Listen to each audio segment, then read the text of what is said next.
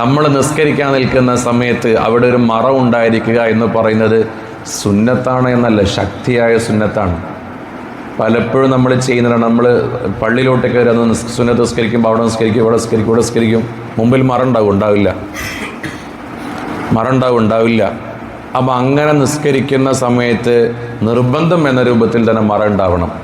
ഒന്നാം സഫിലോട്ട് കയറി നിൽക്കുക, അല്ലെങ്കിൽ ഒരാളുടെ പിന്നിൽ നിസ്കരിക്കുക, അതും അല്ലെങ്കിൽ ഒരു കസേര ഇട്ട് വീർന്നിട്ട് അതിൻ്റെ പിന്നിൽ നിസ്കരിക്കുക.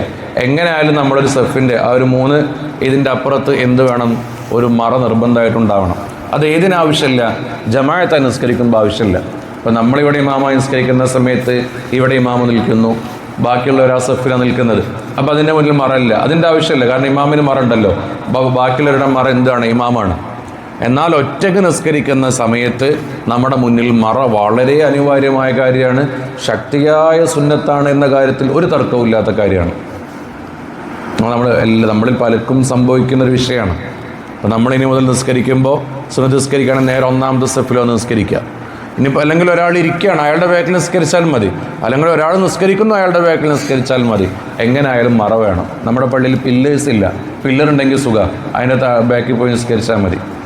ഒന്നാം സഫിൽ ഒരു ഇതിൽ കാണാമല്ലോ, ഒന്നാമത്തെ സഫിൻ്റെ ഫതിലൊക്കെ നമ്മൾ മനസ്സിലാക്കുകയാണെങ്കിൽ നമ്മൾ തല്ലുകൂടുന്നതാണ്.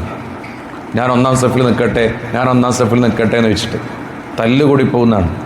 ജമാഅത്ത് നിസ്കരിക്കുമ്പോൾ ഏറ്റവും ശ്രേഷ്ഠതയുള്ള സ്ഥലം ഏതാണ്? ഇമാമിൻ്റെ തൊട്ട് പിറകിലുള്ള സ്ഥലമാണ്. അവിടെ നിൽക്കലാണ് ഏറ്റവും ശ്രേഷ്ഠതയുള്ള സ്ഥലം. എന്നാൽ ആ സ്ഥലത്ത് എല്ലാവരും കയറി നിൽക്കാൻ പറ്റുമോ? എല്ലാവരും കയറി നിൽക്കാൻ പറ്റില്ല. ആ സ്ഥലത്ത് നിൽക്കേണ്ടത് ആരാണ്? ഇൽമുള്ള മനുഷ്യനാകണം. ഏതെങ്കിലും കാരണവശത്താൽ ഈ ഇമാമിൻ്റെ നിസ്കാരത്തെ ഇമാം മുറിച്ചാൽ പിന്നെ നിസ്കാരം പൂർത്തിയാക്കേണ്ട ആൾ ആ ബാക്കിൽ നിൽക്കുന്ന ആളാവണം.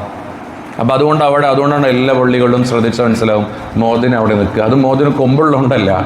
അതെന്താ, എങ്ങാനും ഇമാമിൻക്ക് നിസ്കാരം പൂർത്തിയാക്കാൻ കഴിഞ്ഞില്ലെങ്കിൽ ആ നിസ്കാരം പൂർത്തിയാക്കേണ്ട ആളാരാണ്? മോദിനാണ്. അതുകൊണ്ട് അവിടെ നിൽക്കണം.